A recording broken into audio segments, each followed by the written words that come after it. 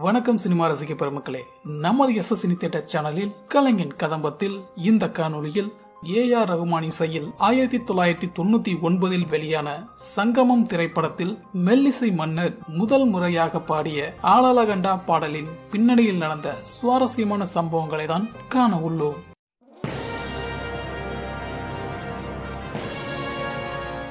எம்எஸ்வியை பின்தொடர்ந்து பல பாடகர்களும் இசையமைப்பாளர்களும் இசைத்துறையில் வலம் வந்தனர். இவர் தனக்கென தனி பாணி கொண்டு இந்த இசையுலகை மாற்றியமைத்தவர் என்று சொல்வதில் மிகையாகாது. தற்போது ரகுமான் காலகட்டத்திற்கு வருவோம். ரகுமான் தொலைபேசியில் இருந்து எம்எஸ்வியிற்கு தனது படத்தில் ஓர் பாடல் பாட வேண்டும் என்ற அழைப்பு வந்தது. எம்எஸ்வியின் சந்தோஷத்திற்கு ஓர் அளவில்லை. காரணம், தான் மிகவும் நேசிக்கக்கூடிய மனிதர் கேட்கிறார் என்பதில்தான். தனது சந்தோஷத்தில் தனது யோசனைக்கும் சிறிது இடம் கொடுத்தார். தம்பி, நீங்க என்ன ஸ்டைல்ல பண்றீங்கன்னு தெரியலையே, என் ஸ்டைல்ல பண்ற மாதிரினா பரவாயில்ல என்று சொல்ல, ரகுமானும் இல்ல சார், உங்க ஸ்டைல்ல தான், நீங்க பண்ணாதான் நல்லா இருக்கும் என்று கூற, சரி அப்படின்னா ஒரு கேசட்டும் பாட்டு பேப்பரும் கொடுத்து அனுப்புறீங்களா என்றார் எம்எஸ்வி. அதன்படி ரகுமானும் கொடுத்து அனுப்பியுள்ளார்.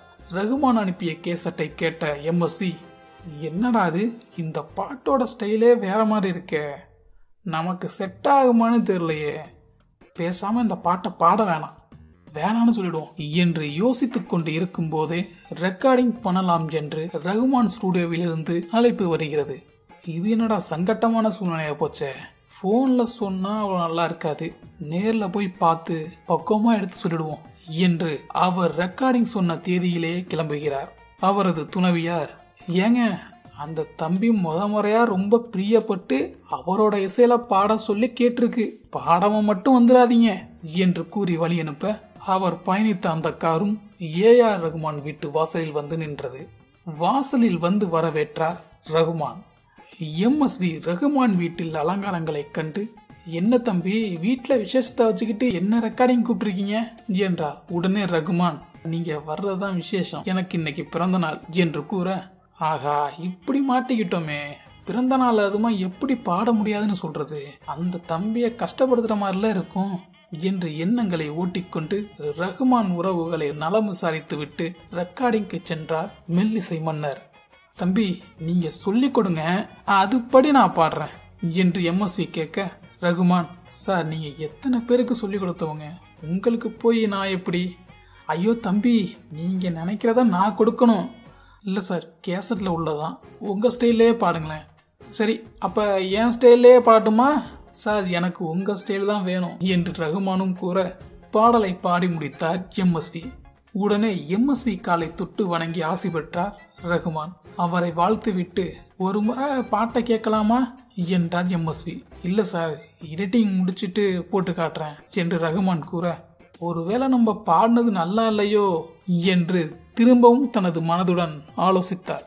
சரி தம்பி, போயிட்டு வரேன் என்று ரகுமான் வீட்டில் இருந்து விடைபெற்றார் எம்எஸ்வி. பிறகு பாடல் வெளியீட்டில் தான் பாடிய பாடலை கேட்ட எம்எஸ்வி, சிம்போனி ஆர்கெஸ்ட்ராலாம் சேர்த்து என்ன பெரிய பாடகன் ஆக்கிட்டாரே என்று ரகுமான் மீது பெருமிதம் கொண்டார்.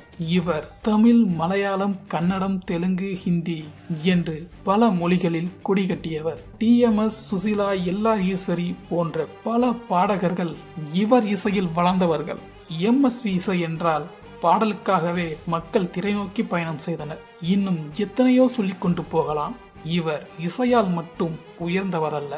ஏஆர் ரகுமான் ஆஸ்கார் பெற்றதற்கு இசையமைப்பாளர்களால் பாராட்டு விழா நடந்தது. ரகுமானுக்கு மூத்த கலைஞர் ஒருவர், நாங்கெல்லாம் எத்தனையோ படங்கள் இசையமைச்சோம், ஆனா எங்களுக்கு ஆஸ்கார் கிடைக்கல என்று தனது வருத்தங்களில் சில பாராட்டுகளை ரகுமானுக்கு தெரிவித்தார். ஆனால் எம்எஸ்வியோ தனது நெஞ்சார்ந்த பாராட்டுகளையும் முத்தங்களையும் அள்ளி ரகுமானுக்கு பரிசாக கொடுத்தார். ஆம், ரகுமானுக்கு கொடுத்த விருது தனக்கு தந்த விருதாகவே எண்ணினார். அவர் எல்லளவும் போட்டியும் பொறாமையும் கொள்ளாத பிள்ளை மனம் கொண்டவர்.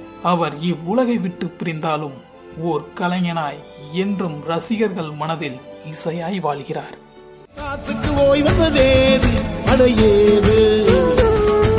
கலைக்கு ஒரு தோல்வி கிடையாது.